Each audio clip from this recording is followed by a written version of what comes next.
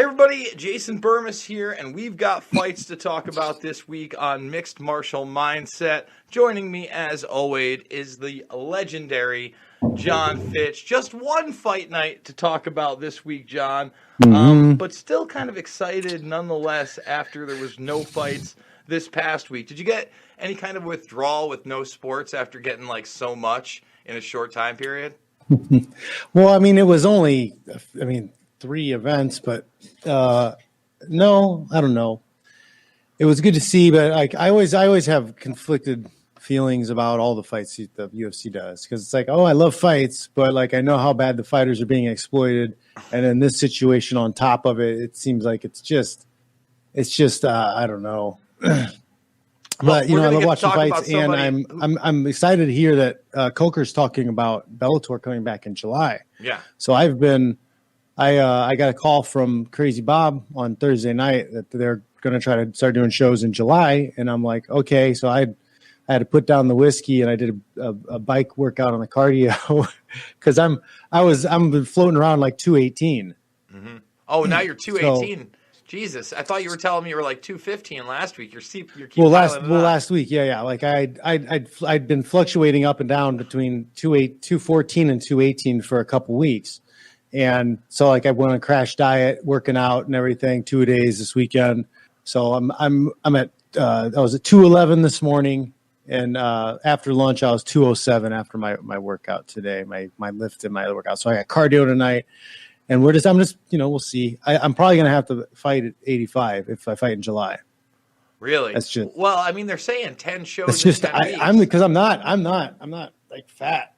I've just been lifting. I've been eating a lot of steak and doing lots of squats. Like I had to retire my skinny jeans.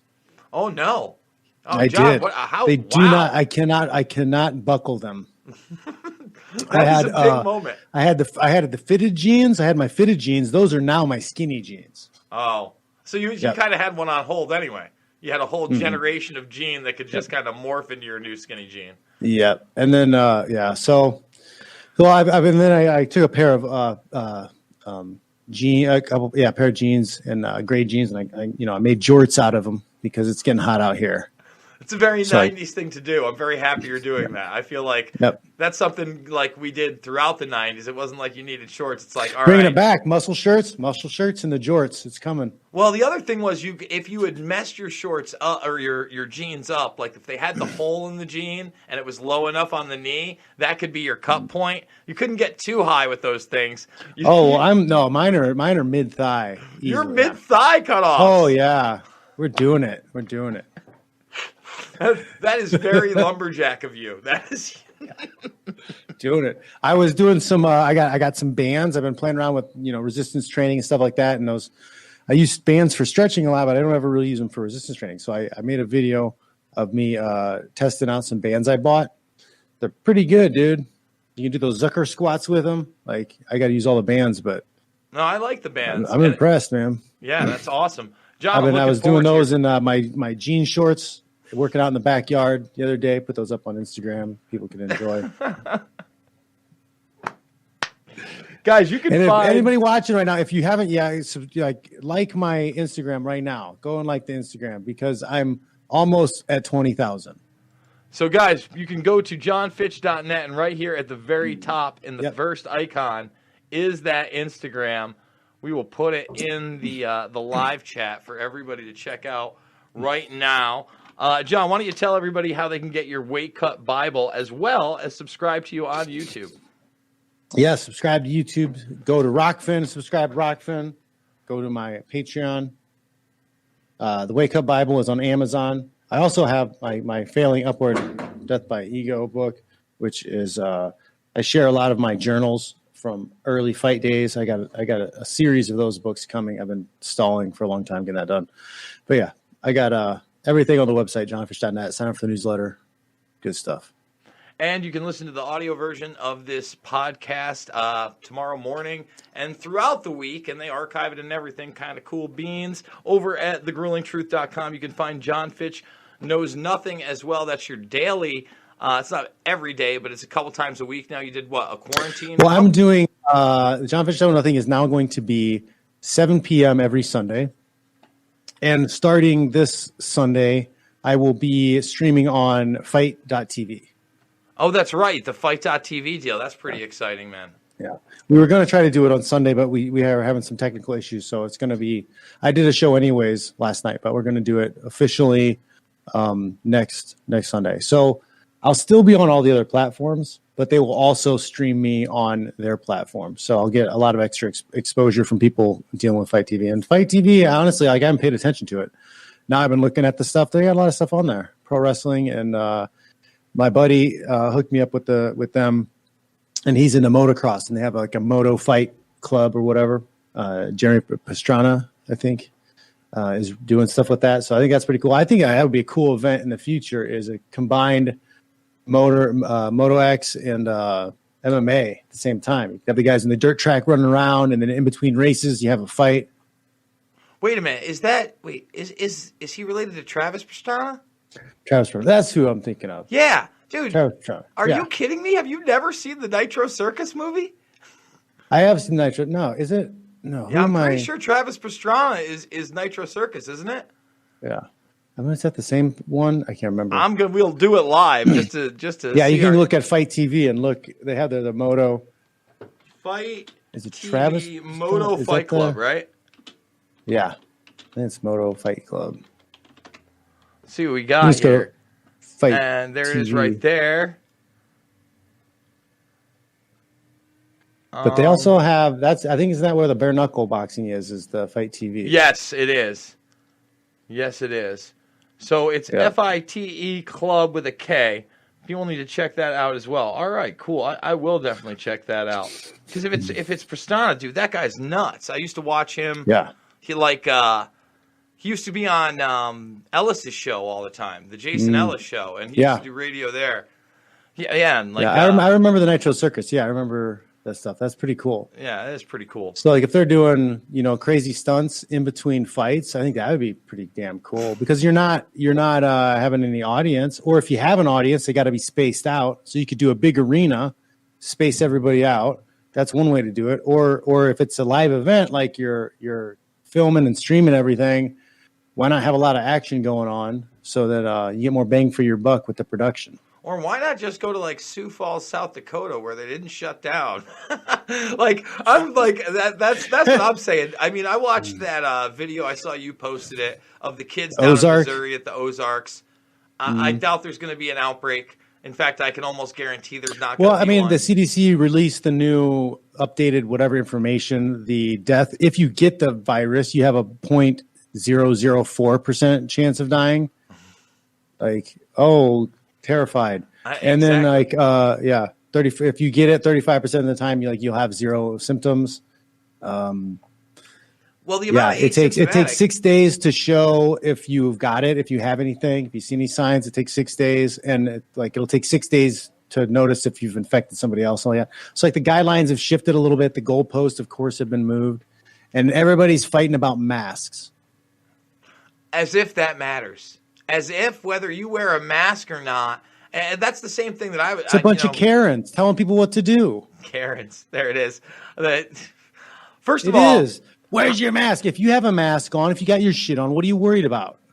And let's be honest, it's so arbitrary. You're telling me that if we had a sporting event, let's say it's a college football game, and you got one team side on, in one chair, and the other person 6 feet away, they're not going to be taunting each other. You think that a mask or being 3 feet or 6 feet away from the guy going, "Fuck you, buddy, fuck you," that's crazy. It is crazy. This is a dilemma, and I just saw this on my timeline, and I don't like it, but somebody mentioned it. It's virtue is now or fear. Fear is now the virtue.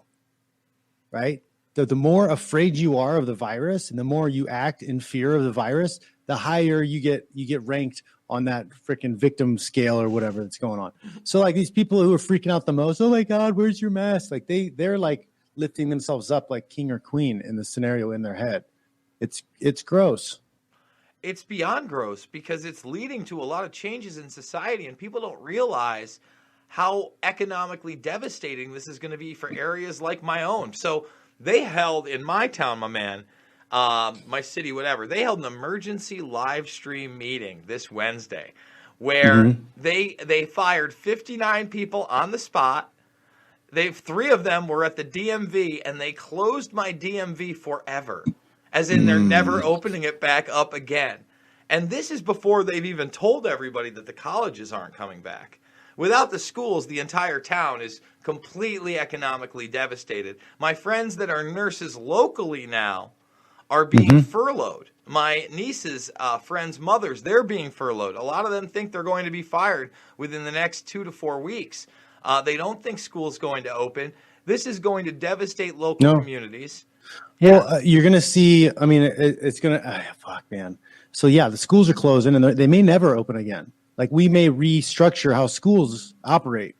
So, like, in a way, like, that needs to happen anyways. But at the same time, like, the college towns are fucked. And there's so many of them. If you're a college town, like, and your money is based off of students coming to town for school, like, your town's dead. It's going to be a coal town. It's going to be a factory town wherever all the jobs moved out. You're going to have a lot of problems here in the Bay Area too. I just covered this last night, but like Facebook, they're all moving towards working at home. 50,000. And all these tech guys, they're starting to realize, because they had the fear before that if we didn't have our people in house, they'd be lazy, and we couldn't keep them motivated. So they're realizing now that productivity is the same or better from people working at home. So that's going to be the trend. Everything's going to start being pushed home, and Facebook's going to start having people move out of California to live other places and work remotely from other states that are cheaper. But like one of the kicks to that is that they mentioned that Facebook was going to adjust their salary to the cost of living of where they're moving. Yep. So it's kind of like, wait a minute. So I'm struggling to live here in San Francisco. I'll move to Detroit where it's cheap to buy and live. And then they cut your pay so that you live poor in Detroit. Yeah. Because it's almost like outsourcing to a third world country of remote work. Right. And these tech people, where do you think the next step is when they decide that, hey, we can do all of this from remote? We don't have to be here. Where do you think those jobs are going? Not America, dumb fucks. No, not America. And they can get some kid who's cheap, John, somewhere else. Well, I mean, you still have programming that has to be done. Right? Well, I agree, but I'm just saying, just as they move those people out, like for instance, the algorithm's only able to catch so much. They actually do need live eyes on certain videos. Eventually, they might not really need live eyes on certain videos. You know what I'm saying? Maybe at the very tippity top. Well, I mean, if they discover that they don't need live eyes that live in America or live in San Francisco. I don't think they do already. Sri Lanka, they can live in Sri Lanka and work for 3 cents a day. No, I think that's already taken place. I doubt that the human remote workers that you're seeing in most instances aren't overseas outsourced. It's all going to escalate. Like, the Bay Area is going to implode. Like, it's going to be wild, man. I think you've got all of these tech spaces. They spent so much money building up these businesses, these buildings to like have people come in and do the dry cleaning. They have trees on the roof and these big gardens and all of this elaborate shit. They had buses busing people in. They were paying people more money to live within 10 miles of the thing. So like all those people are going to go. They're not coming back. Like it's going to be a ghost town. It's going to be wild. Like, I mean, the homeless people are going to have lots of places to sleep. Yeah. Well, I was already saying that about my town right now. This is not a town that usually had homeless people. But now on my walk down to go see my buddy, 2, 3 different homeless people, some, I have to encounter at least. And then what they have thrown money out here is, again, I told you there's a lot of hospitals, right? So they also work with the colleges. So I expect eventually what they'll do is they'll restructure it for certain programs when you're a junior or senior, like the nursing programs, et cetera. You'll be back on campus, but it won't be like a freshman rush. Instead, you'll have to get through a certain portion, and even those people that are juniors and seniors, I would imagine, would have to live on campus. It'd be very hard not to. So, they keep it very tight. They cut as many as they can, But the other thing, other than nursing at all these medical facilities, is they threw a lot of money and lectures at the transsexual surgery. So, like in New York, the upstate New York, this is actually an epicenter for people to get the transitioning gender surgery. And Really? this year, it got voted down, but it's going to be hard to see how it's going to be voted down next year when no one has a job, that we were also going to have a Suboxone center and a center for heroin rehab addicts off of River Street. So Oneonta, I believe the new slogan will be, home of the homeless transsexual heroin addict. We're on to something. That's where we're going, and people don't realize it. And that's going to be a lot of places, like you said, coal towns. You know, if there isn't a college institution, think about, it's not just the college. Okay, it's the pizza places, it's the coffee shops, Yeah, it's the Chinese everything. places. The place that changes oil. Exactly. You know, your gas station. You got three places in town that you can change your oil at. Well, you're not going to have enough people for 3 places. You're going to have one place. John, you're not wrong. I guess let's go over but the this fights. it's gonna create this weird environment because you have some people who are going to be very poor, but then you still have the tech people who are still doing computer work, doing online work. Like they're still going to make money. Yeah, but at the same time, we're how are going they to going to deal with we're the going to see hyperinflation? like an even greater distance between the ultra rich and the poor. The Well, middle that's my class is point. done. We're Like- done. This is the extermination of the middle class. If you do not raise yourself above to rich in this time period, you're going to be poor. I hate to agree with you, but it is the I mean, gutting it scares of the the shit middle out of class. me. I try not to think about it. It's like, Well, you like look who's at going it to this pay to way, watch my too. fights? Like, I can't fight forever, and I'm old already. So, like, if I can't figure out how to make money online, like, what am I going to do? Well, I think that a lot of it is not only trying to gut the middle class, but to make every single transaction one that is accounted for so it can be fully taxed, right? So let's look at probably the business that's taken the biggest hit and will take the biggest hit from this college thing. It's bars. All right. Now, bars still haven't really reopened in most of the country. And I suspect in New York, when they say they can be there at half capacity, they may even ban cash transactions, saying that the virus could easily be transmitted on cash. And if somebody point. pays with a 20 and they get that change back and then they go back and forth, within an hour, Are they going everybody's to have to spray they got to Lysol the money No, they just every got to time say, they pass listen, it back and forth? you got to take credit cards. Because I was thinking that at I went to Costco the other day, right? And now at Costco, within a week, they put up these plexiglass things, so there's a shield in between you and the person. But like, and they scan your card, so you don't hand it to them anymore. But like, I got cash back, and she still like handed me cash Makes no back. sense. And I was like, what was the point of all of this? Like, none of this did shit because you just handed me money out of the drawer. It feels like control, John. I mean, honestly, that's what it feels like. And listen, the other thing is, people should be able to treat it the way they want, and then there should be fair reporting, and then medical professionals should be able to give their opinions, and you should be able to live stream events where people are protesting it and not have those taken off. They've used this as the ultimate form of control and somehow deified Bill Gates in the process. And now if you question why Bill Gates is constantly on TV with a huge smile on his face during this friggin' crisis for the vast majority of us, well, you're bad. And you're like disrespecting a billionaire. Who the fuck elected this guy? I mean, seriously. No thanks. Go away, nerd. So we got some fights, Fitch. We got Yep, some fights. finally. This I think, what is this, 6 o'clock? Yeah, 6 p.m. on Saturday. There's a couple fights I like here, but like it's meh. Yeah, I mean, again, It's a I'm meh. looking at It's a it. meh card. Okay. I'll take it for sure. I mean, like for it being a pandemic and everything being shut down and nobody being able to like work or do anything, this is the best card they could put together. I think it's a freebie on ESPN, though. You know, Still what? Come on. I agree. Come on. I mean, Really? smoke is exciting. Like you're trying to make money. You're trying to. Well, let's look at it. I don't know much about Gutierrez versus Morales. I think I've seen Vince, but I think he's lost in the UFC. I could be totally wrong about that. Let me see if I click him what happens. He's 9-5-0. I would imagine he does have those losses in the UFC. 14-3-1. Yeah, don't know much, but I would assume that Gutierrez is probably going to win. But then again, maybe Vince Morales, this is his last go.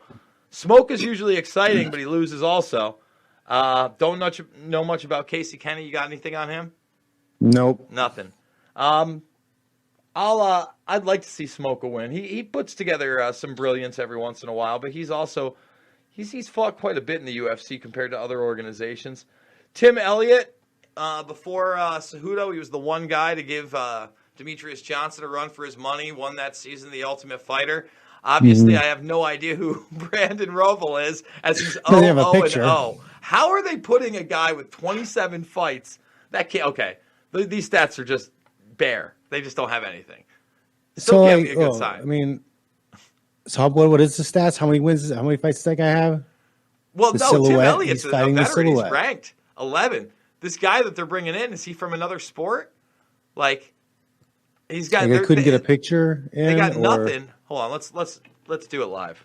Well, I mean, it must be his first UFC event because they don't have stock footage of him to use in the.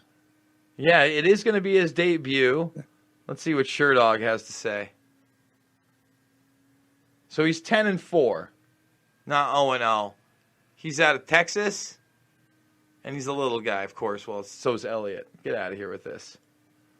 Where else? Where's he been fighting? LFA. So the feeder organization for the UFC.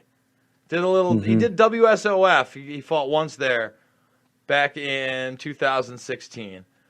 So, all right. I mean, if they're putting him against Tim Elliott, he must be somewhat decent, or he's there for Tim Elliott to roll through. Yeah, he's the only guy that they could find to take the fight. That's a good point. That's a possibility. Because I think this could be a thing because a lot of these guys, they don't have a place to train.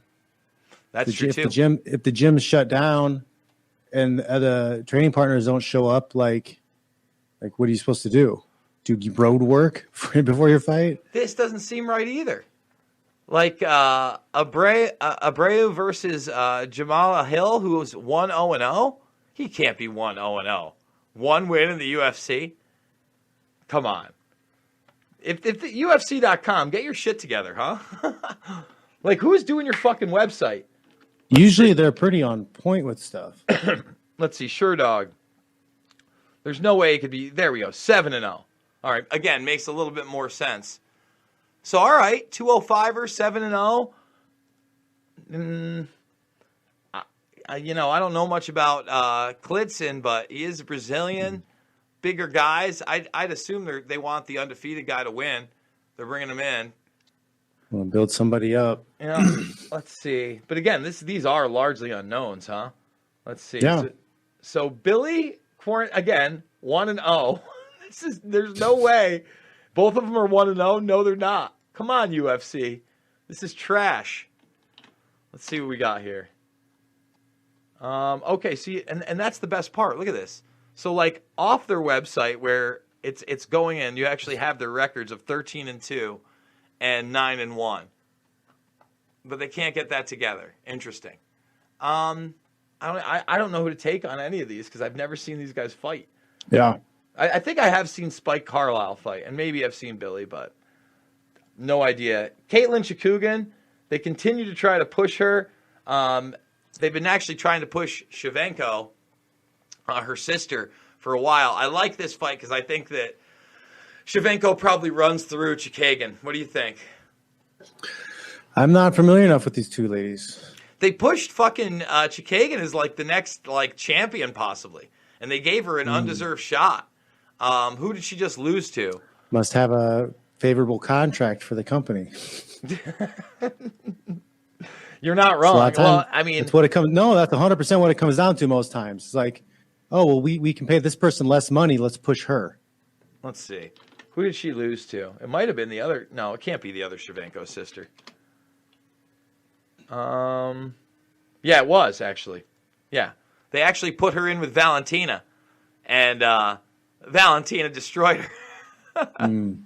Like so she's worked fighting, on her. She's fighting the sister now. What's that? She's fighting the sister now. Yes. So they're both going to have a win over her. That'll be a good storyline. Who knows? Maybe not, but I doubt it. Let's see. We got Mackenzie Dern versus Hannah again. I've seen Mackenzie Dern fight, but I can't even see Hannah because the website's terrible. Like, what is this? UFC, you're making billions off a serial rapist, and you can't have a website that works? Thanks. Roosevelt Roberts, another guy I'm not really familiar with. Brock Weaver, I believe I've seen fight, but again, I couldn't tell you when. Actually, I've seen Roosevelt fight too. I would assume they're pushing Roosevelt on this one, the Predator. Got to be right. This one I'm in. Kevin Holland. They gave him a quick turnaround versus Danny Rodriguez. Danny Rodriguez also not 1-0. I think they got another striker trying to push Holland. I'd like to see the upset here, really. 170-pounders, young bucks, John. They're coming. I guess not for your division because you're fighting 185, you say. Might be 185 now. So then, Blagoy Ivanov versus... That's my boy. Yeah, I got Blagoy. Blagoy, he's a tough dude, man. He's just a tough dude. Yeah, that Derek Lewis fight, he might as well have been hit with a fucking train, and he took those shots literally again and again. I can't see this guy beating him, Sakai. I think Ivanov probably by strikes, or maybe he gets on top and gets a choke going. Yeah, he's a tank. He's a tank. I mean, I don't know anything about the guy, but if he dances and jabs and stays away from him, type of thing. But Blagoy is just trudges forward. He's just a tank, moves forward. Yeah, slow and steady. Then you got this. Tyron Woodley versus Gilbert Burns. Gilbert Burns looked extremely impressive versus what, Maya, was it? It was Maya, right, in his last fight where he just kind of rolled through him. Tough call. When was the last time Woodley fought? Like 2 years ago? I mean, it depends because like Woodley, if the Woodley that fought Usman fights, like no. Like that Woodley fought like somebody had kidnapped his family. And if he fought too hard, they were going to kill his family. Because he wasn't getting beat up. It didn't look like he was tired. He just like didn't pull the trigger. He was just like hanging out. Mm-hmm. So I mean, what happens if Woodley loses this? Does he retire? He's already very vocal against the UFC. I'm surprised he hasn't been released. He may be frustrated enough just to like cut out and leave and go somewhere else. Mm-hmm. Maybe. Yeah. I mean, it's this whole thing. All of this is making some things clearer to a lot of people. Right? We've talked a little bit about it before with the sound of the fight and people being able to hear the sound of the fight. And then now, you know, people are seeing how much money the UFC is making, and you know that the 45 million made from 249 off of pay-per-views, and the 3.5 million paid out to the athletes who took part in it.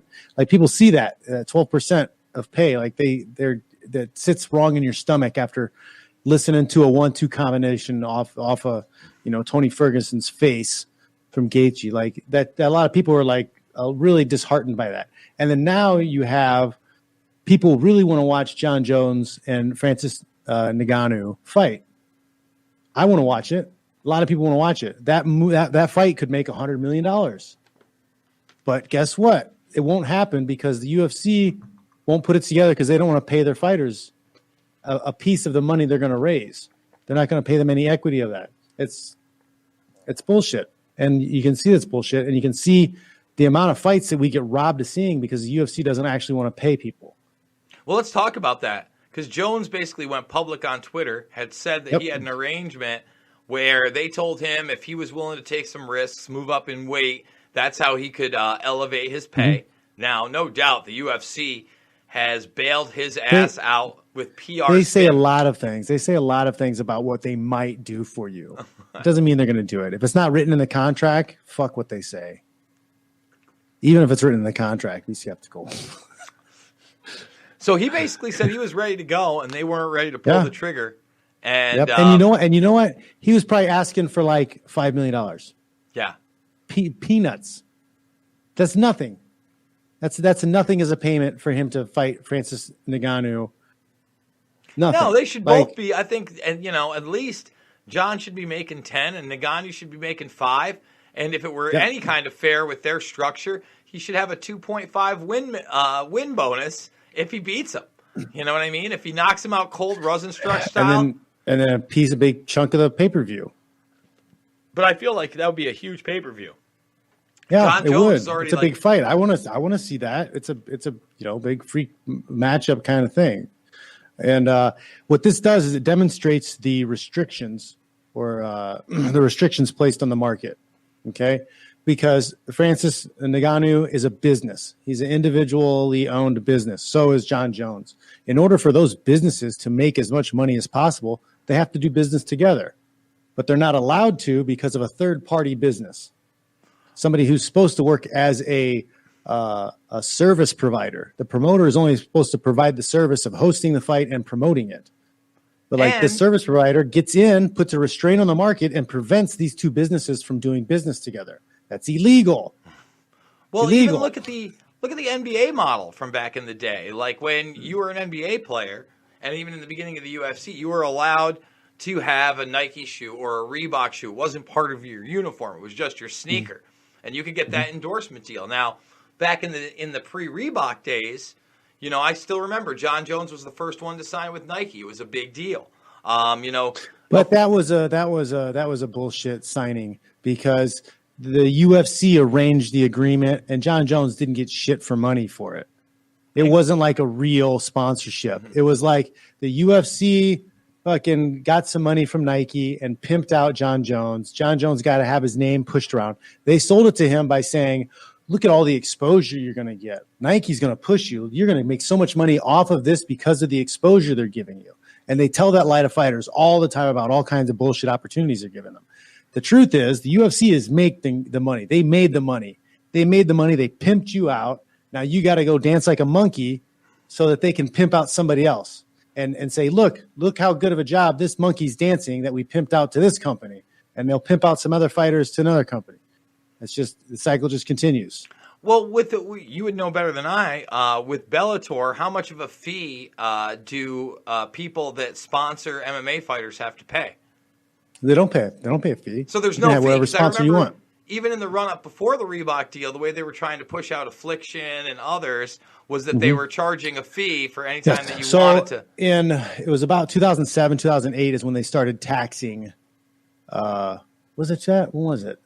No, I think you could make. I think 2008 was probably the time when it was like starting to peak with the amount of money you could make. Like I made as much money in sponsors as I made my show money for the GSP fight.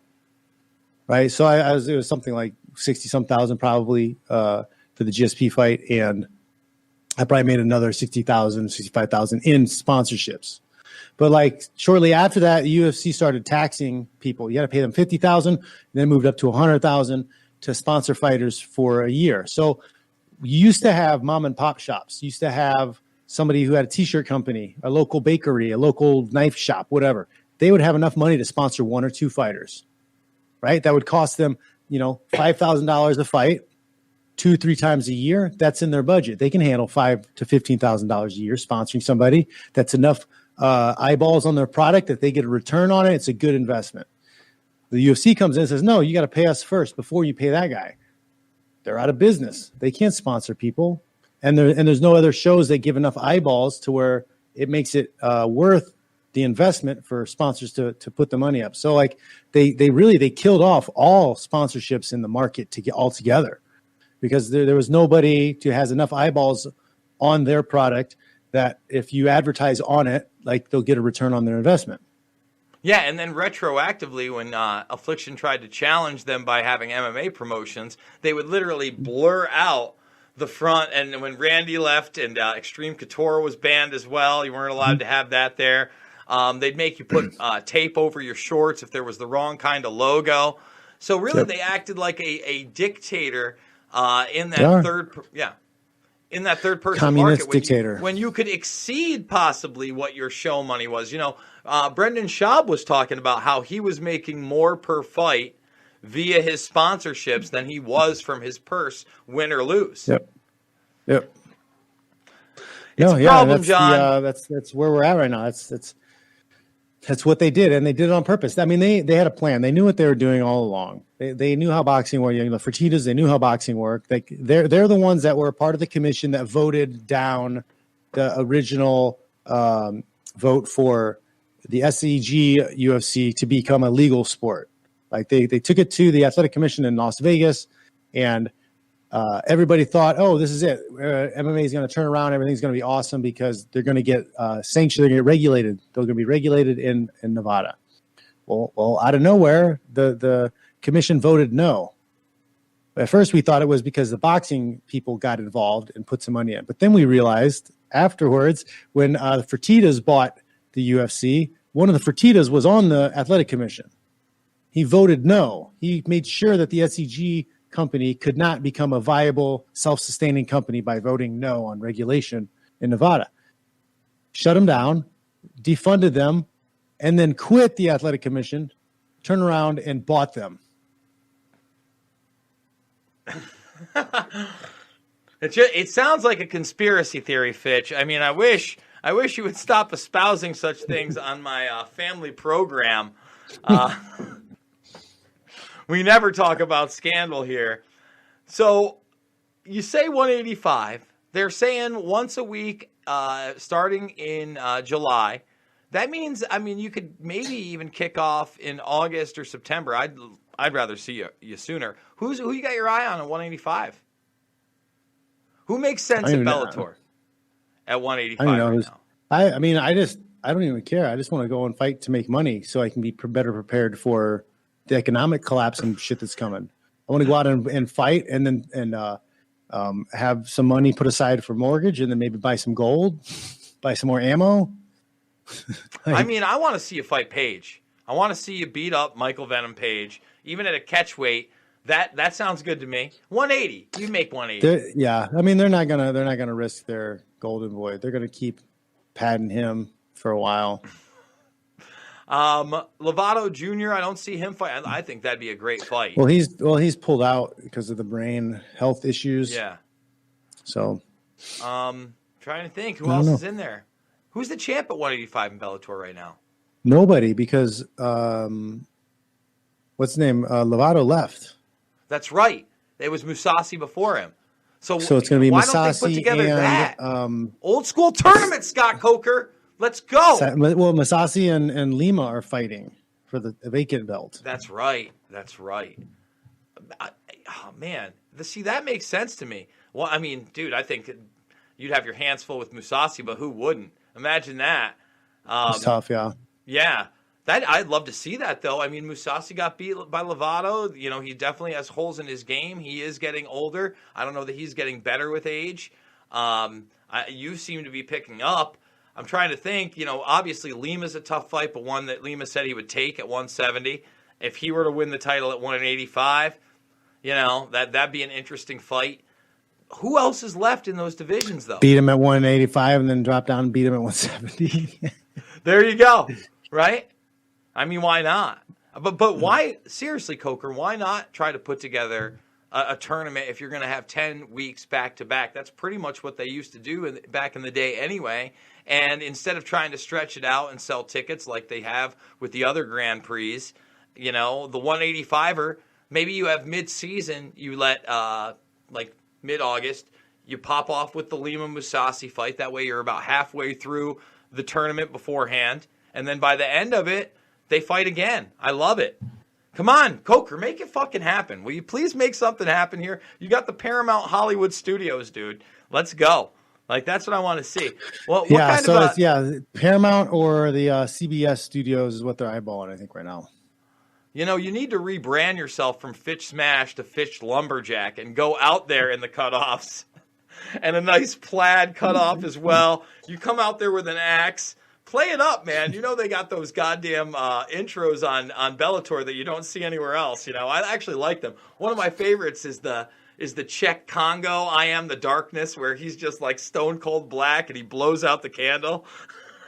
I'm with that one. They try to like corn it up with Roy Nelson and the All-American flag, but I'm telling you right now, I mean, it's already pro wrestling, right, John? It is.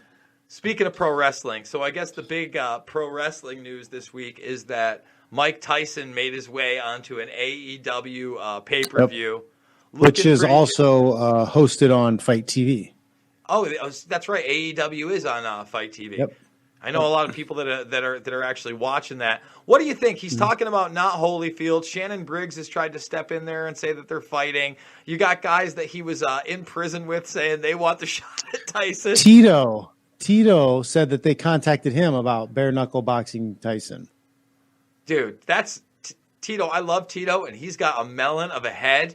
He'll have a melon of a head lying on the ground with a concussion like he's never had in his life. Here's a little point of discussion. So I tweeted this out too, but what's his name?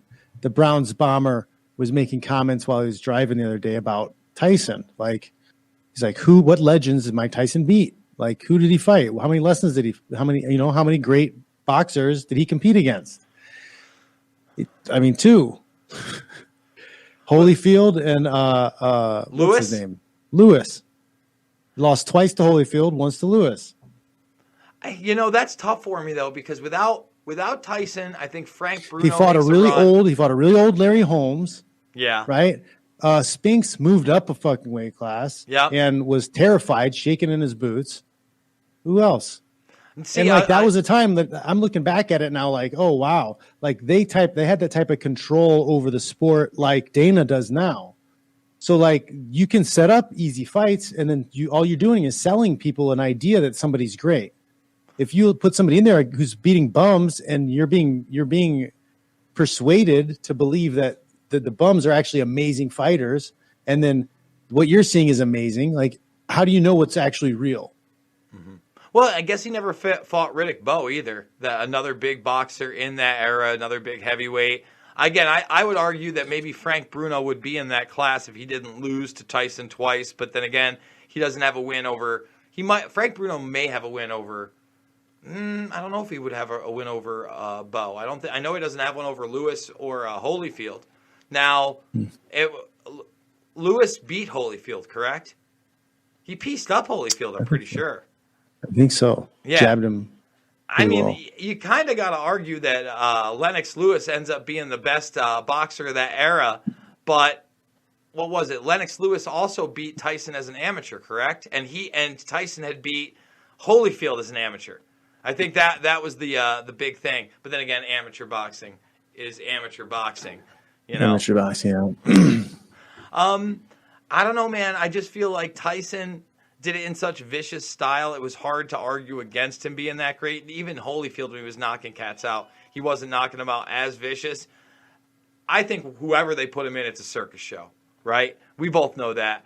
Like either the guy's going to have a shot at knocking Tyson out or not. It's not like if you put him in there with Deontay Wilder, he has a shot at Deontay Wilder.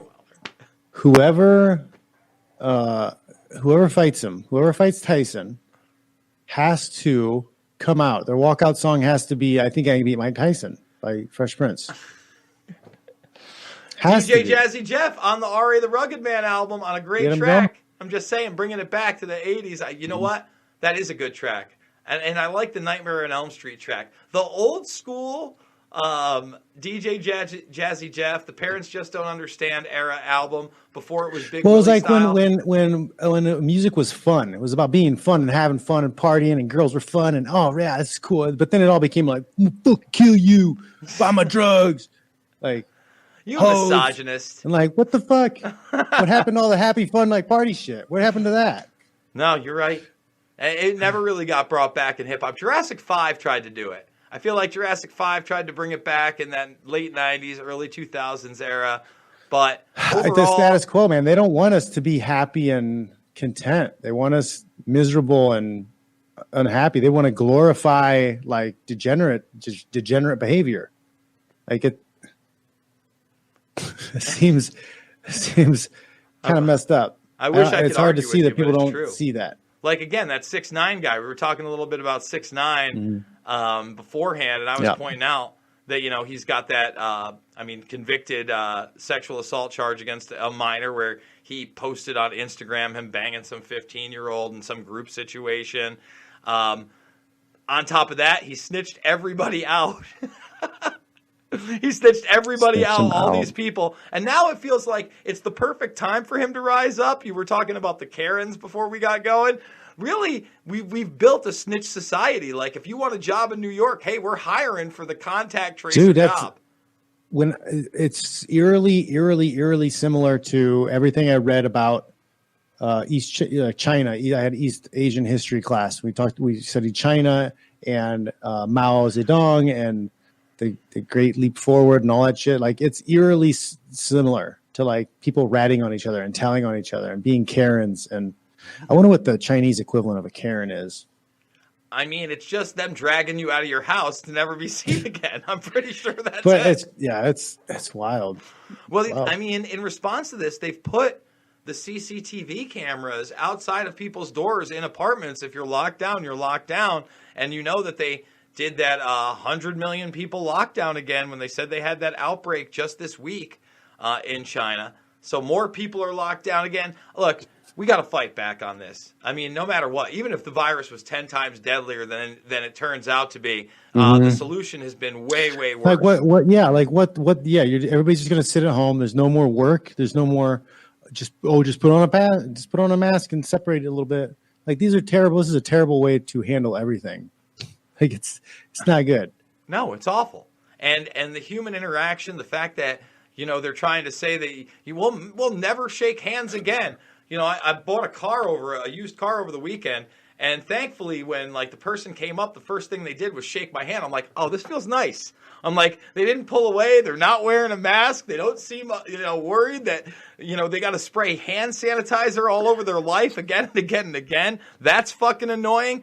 Every time I go to like a BJ's box store and they have to mark off my goddamn receipt, then they fucking spray the shit down. Everything smells like fucking chemicals. I feel like I'm in Bizarro world, John. I can't wait to fucking... I'm out. I can't wait. It's a little strange. Like, I never would have expected the. Well, I mean, I don't know. It seems like a lot of the. Oh no, we need to wear a mask. We need to stay locked down. Versus, fuck it, I'm going outside. I want to live my life. That's a very big split between red and blue pill or red and blue politics. It seems. Well, I think it's because like a lot of the Democrats are wanting to embrace this fear. Well, I think it's because these people are so heavily invested that believe that shit, right? That are so heavily invested, like the MAGA crowd that says that Trump can't do any wrong. They won't acknowledge that we're, doing bad things in the Middle East, et cetera, et cetera. Yeah, we're doing horrible shit in the Middle East right now. Still, nobody's talking about it. Yeah, exactly. They refuse to acknowledge that. I saw something. Trump just burned down a bunch of wheat and food, basically. Oh, and, overseas? Who's getting bombed right now by Saudi Arabia? Oh, Yemen. It's a bunch of fields in Yemen got torched. Yeah. See, I didn't even know about that, and I should know about that, but I'm certainly not going to defend the guy on it. But you got that crowd, and then you got so many people heavily invested in the left that they're like, well, if Nancy Pelosi says we should stay at home and have a UBI, that sounds A-okay to me. And then you just have the people that want the freebie, You now have people that haven't been working for 2.5 months that have made more money not working these past 2.5 months than if they had their shitty job that wasn't non-essential anyway in retail, right? And they're collecting. And now they're like, wow, I can afford the new nice cell phone. Wow, I don't even have to pay rent. There's a moratorium. Some people want to be on the fucking dole, and it's created this whole conundrum where, and then there are the people that are just hypochondriac, fearing this thing, and it's all over. They've run that propaganda. It's multifaceted, man. I hope that it doesn't keep dividing amongst party lines and red and blue, and I hope it gets to the point again where we can talk about real solutions outside of some billionaire vaccinating us all and reimagining education and fucking society. I'm hoping that this encourages people to start creating their own tribes and become less dependent on the government altogether. Well, I mean, Sioux Falls, South Dakota, man. I don't know, man. I'm going to get adopted by I think everybody should just. This is a perfect opportunity for people just to not pay taxes. It's hard. Listen, I'm not going to say that because I'd hate for the IRS to come straight me out. Maybe. What if everybody just said, fuck this year, fuck 2019 taxes. I'm going to keep that I'm going to keep that instead of the UBI moving forward. But the thing is, how's that? With the UBI, they'll be like this. Oh, we're going to give you that money, but you need to be vaccinated. You're going to have to step through these hoops, and you're going to have to, meet with somebody, and we're going to put it on a nice little benefit card so there isn't any fraud, so you're not just walking out and getting rid of it. And we're also going to make you spend it on a certain amount of things. With your social credit score, we'll know whether you purchased this or that, and you'll have to put it towards, it's just going to be another mechanism of control. And then people that don't want it, you're going to be $24,000 behind everybody that did take it. Like, if you don't want that vaccine, okay, that's fine. Don't take it. You're $24K behind. You don't want your kid to be in that school system or that education system. Hey, no problem. No UBI for you. You want to homeschool? I'm going to use that as a way to not put my kids in the school system. I'm like, okay, yep, we're not going to your school system. I'll teach them at home. Yeah, but they'll still tax you. That's the whole thing. It's like right now, even if they reimagine, do you think taxes are going to go down after they cut fucking art and they cut gym and they cut fucking sports for the year? You think your property taxes or your school taxes are suddenly going to shoot down? I don't think so.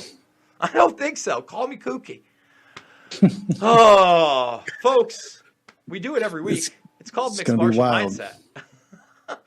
JohnFitch.net. This is where you find it all. The Wake Up Bible. Tell people why they need the Wake Up Bible, John, because you're 218. You need the Wake Up Bible. Well, I'm not fat. I bulked up. I've been lifting and eating meat the last year. So I've put on 10 pounds of muscle easy. If you watch, you can watch my videos and watch my progression over the last year. If you watched my, just the videos I put up on my story on my Instagram. But the Wake Up Bible, the most important part of it is the beginning part with the meal plan. So I explain my meal plan, what I'm eating, and that consistent way of eating is what really frees you up from being a fat sack of shit that over snacks and overeats and eats the wrong things. If you have your meals picked out for the week, all set and ready, you're way less likely to stuff your face full of Twinkies. And then you get cheat meals on the weekend. So it's easy to be disciplined when you have a tight schedule and you can just, here's my food. And I just shove it in my face. Now, are you one of those people that believes in the intermittent fasting where you don't eat for 16 hours and then you do it for 8? Well, I will do just to shock the body a little bit on the weekends. I will intermittent fast in the morning. So I won't eat until noon or 2. I'll only have coffee on Saturday, Sunday morning. But that's kind of to balance the cheat meal I have. Usually Saturday night, either Friday. I might have one Saturday, Friday, Saturday, and Sunday. But those cheat meals, I might have a couple, 2 to 3 cheat meals on the weekend. So it kind of balances a little bit. Mm-hmm. I don't take supplements on the weekend either, because I think it's good to break the system up a little bit. I'm still in a routine, but that's enough of a shock to the body. It's it's getting everything for 5 days and then 2 days, nothing. And then it gets it back. That way, you're not getting too used to things. I think it's good to have a little variation. So you think that even with supplements like that you can build up quite a tolerance, even with vitamins, et cetera? It's possible. It's possible enough for me to skip 2 days a week. Right. Sounds fair to me, John. Yeah. I want to remind people that you should also be subscribing to Official John Fitch so you can check out John Fitch Knows Nothing. He's got the Rona Rewind up there, as well as, what is this, MMA Wrestling Down the Block? What's that? Down Block. That is a technique video. Okay. So I have some technique videos, and I have a lot of different type of videos up there. It's good to go to the playlist and kind of see what's going on, what I have available. I have my Fitch Smash technique stuff. I have some training videos. I have some fun stuff. You see, there's one up there that's, I got some bands. I got some rubber bands to test, see how those work out, see if I can get some real resistance and strength training from them. And I'm going to make some videos for Rockfin, some instructional videos with the exercises I'm doing and what I'm using them to replace. Because I already have a bunch of what I call my essential lifts. And those are lifts that I do all the time. And I think they're the most necessary to keep you strong and athletic. And I can do variations of them, those lifts with the bands and other things. So I'm going to put some videos up there on Rockfin. I shot one today. I shot a few today. Actually, I shot 4 today. I got to edit it and put them all together and whatever. But yeah, I'm just having fun doing a lot of different types of content, seeing what sticks the most right now, I guess. I've also got a Patreon. I switched my Patreon to patreon.com/Smash Society. Where was Smash Society is it's an online men's group where I will post videos and blogs talking about men's issues and things that can help you navigate the future better. I'll teach you how to be good at being a man. Be good at being a man with John Fitch, and you can check that. You got to have a Patreon link up here because I don't see one up here. I can't click away. I haven't done it yet. I just put this up. It's only been about a week and a half. I've got a few things on there already. I'm going to try to keep putting it up. And I got like 3 tiers. The top tier, I'm hoping to have weekly web conferences. So a bunch Zoom of the guys in the group can meet together. We can talk about issues and what's going on, and help each other out. And remember, folks, the audio version of this podcast over at thegruelingtruth.com. After the fact, go check out all of our podcasts, including John's. John Fitch Knows Nothing. We're both over on Rockfin, rockfin.com/Fitch for him. Endorse one of us or just follow both of us. Look at all this free content from Fitch. He will show you how to choke a man to death for nothing, just for a free account over on Rockfin. Make sure you're thumbing this up, subscribing, sharing. We're still at 54,000. Haven't really gained a ton of subscribers. Kind of tough to do so when you're fully demonetized and not promoted at all by the algorithm. I want to remind everybody that I do this through you guys, and I'm about to hit the road. In fact, John, I'm hoping that we're going to not miss a beat every Monday. I think I'm going to buy a mobile workstation. I'm going to bring a green screen. I'm going to bring some multiple monitors, and wherever I'm fucking holed up for whatever, we're still going to do Mixed Martial Mindset from the road. But really, guys, the road trip's up to you. $5, $10, $15. It means the world to me. Big donors. Thank you as always. I think we're going to hit the $5,000 mark this month, which is awesome. But get ready to see freedom. Whether it's the Ozarks in Missouri, somewhere we're going. We're going where I can fucking buy a beer, not wear a mask. And John, I might even be able to touch a girl and have fucking more than 4 fucking fake people on my Snapchat. Took a lot of shit for showing my Snapchat last week. So I'm in California and I've been touching lots of girls. Yeah, that's a big fuck you to you, John. I gotta tell you, I have one of my videos. It might help you. I have tips on how you can increase your swipe count. My spike count. Yes, on your social media, on your dating apps. So I give a breakdown of all the tips and things I use to maximize my swipes. I'll check it out, John. I don't know that there's much to swipe to right now with my dead college town, and single mothers is like the best option of my nightmare at this moment. Yeah, single mothers. I don't know. I mean, listen. Are you like one of the? Are you like? So my one buddy is like this, but he won't put the age on what he's searching for lower than like a certain. So that's the thing. I'll date I'm an honest 18-year-old. about I don't my care. age, so I don't lower my age for it. So somebody has to be searching for a 40-year-old person. Now I think 20 to like 42, because I have run into people my age where I'm like, holy shit, this person's kept it together. They don't have kids, whatever. We can hang out. We can be cool. The single mom thing doesn't bother me other than the father part. Like, you're going to have to deal with some other guy. Like, if it was just me and the kid and the guy was out of the picture, I could think of maybe that could work.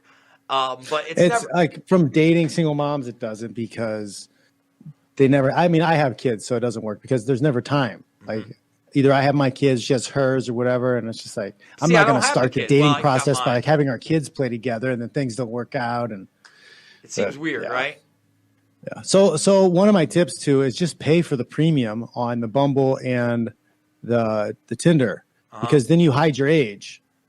Oh, okay. Interesting. And then if you've got game, you'll talk to them and you'll get them hooked regardless of what your age is. And then when they find out, they won't care anyways, because you've won them over. Yeah, no, that's how I usually do it in public. Okay, so the paid accounts, and I should go to Bumble as well. I haven't had a ton of success on Bumble, but we'll go there. I matched with somebody that was decent looking, looked like a human being. She was like 23 today on Tinder. I mean, who knows? Maybe the magic will happen. We'll find out next week, folks, but you can find out today how to be a man at John Fitch's Patreon. That's right. The good thing about Bumble is that they message you first. Yes. Right. Yes. So you're already in. All you have to do is not screw it up. I love everything you're saying. You're already in. If she says hi to you on Bumble, you're already in. You're in Sex Town. You just can't fuck it up. John Fitch, everybody. Next week we'll be talking fights, but I'm glad we ended this one. Fun show, John. Thank you as always. Mixed Good martial stuff, mindset. guys. We'll see you guys later. Right. Laters. Oh.